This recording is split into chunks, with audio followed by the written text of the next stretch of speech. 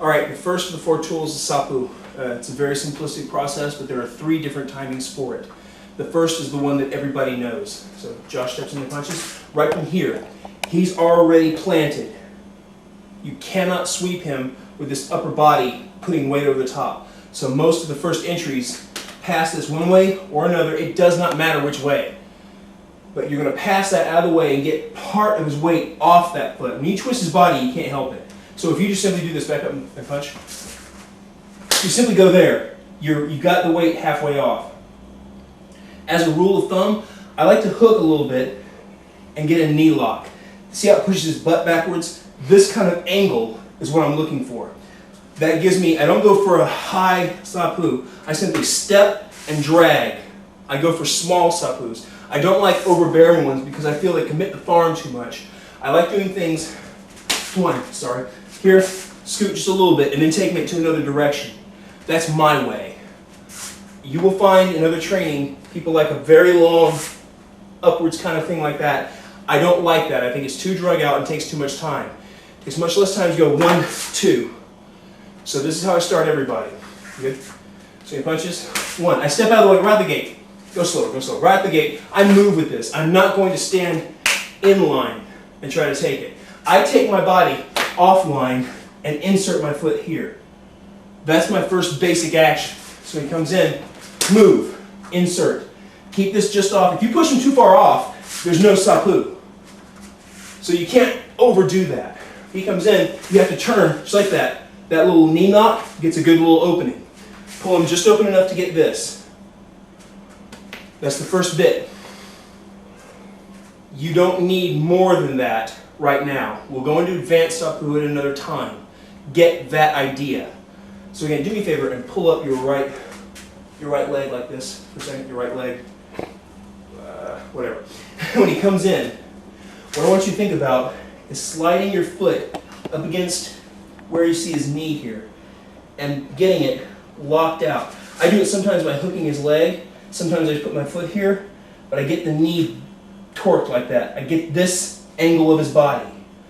That's what inspires the Sapu to here. So that's what you need to work for that one. The second one is the reverse Sapu. It goes to the outside like this. To get that, when he comes in, you have to step out with your left leg far enough to give your right leg room to come curling in. And then set yourself like this. Did you see how my foot just drug in with it? Some people do this. And you see how far away I am? It's almost too damn far, even if I imbalance him, to pull this back. You gotta lift yourself back up with it.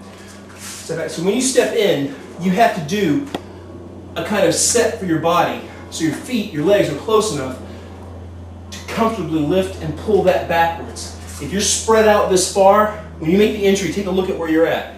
If you're spread out, how are you gonna lift them up? There's no one beat rhythm for it. You have to step, enter, and let yourself adjust.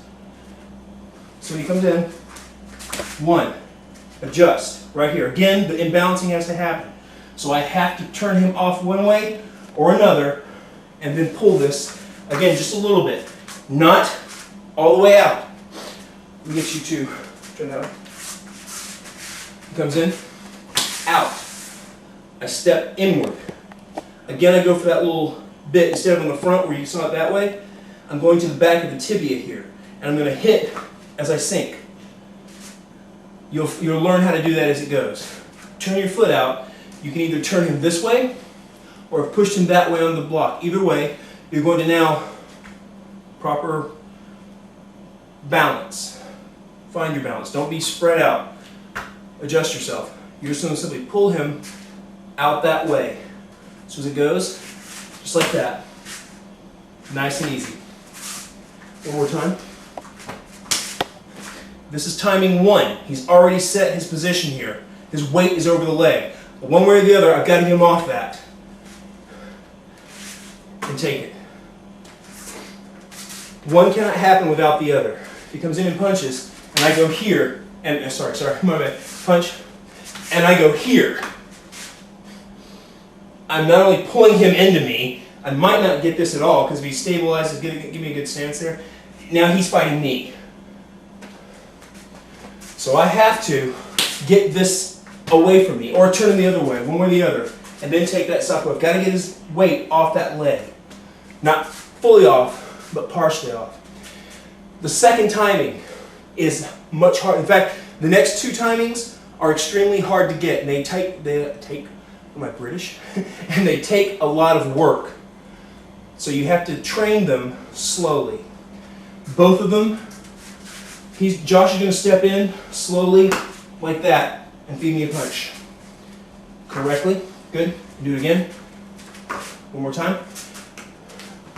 There's the first one. Before he lands, sorry. No, go ahead. Before he lands, I tap that. It's right as his foot is coming down. Because you cannot look for it, you have to, you can't do this. Come in, but don't hit me. You can't do this because you're going to neglect this guy. So when he comes in, you have to get good enough to take it as he's stepping, as you look at him and are blocking him on the upper body. So when he comes, step slowly. Now, when he comes down, I'm putting my hands on you. Just go ahead and raise your leg and lean on me. That's about where he needs. Go ahead. That's about where he needs to be when you start doing this, and you coincide your foot with his to spread him out. It's a difficult timing, but it's a way more advanced application. He steps in. Same thing with the reverse. I step out, so when he comes in, I step out with the reverse and turn him this way. It gives you better positioning. And then unless you do that sweep again, even though you did it in the first place, it gives you better timing. So what your opponent has to do, I'm going to do it to you slowly. Your opponent has to step in large. Yeah. They can't feed this way. This is for training. This is not the technique itself. You learn that as you go along. But in training, you can't do this. There's no Sapu there. And learn to tell the difference. When there's no Sapu, don't force the fit. But in training, I feed him so he sees it coming. I feed him, he sees it coming. Yeah. As you get better at it, you'll be able to change the timing a little bit. You'll be able to pick it up as you go.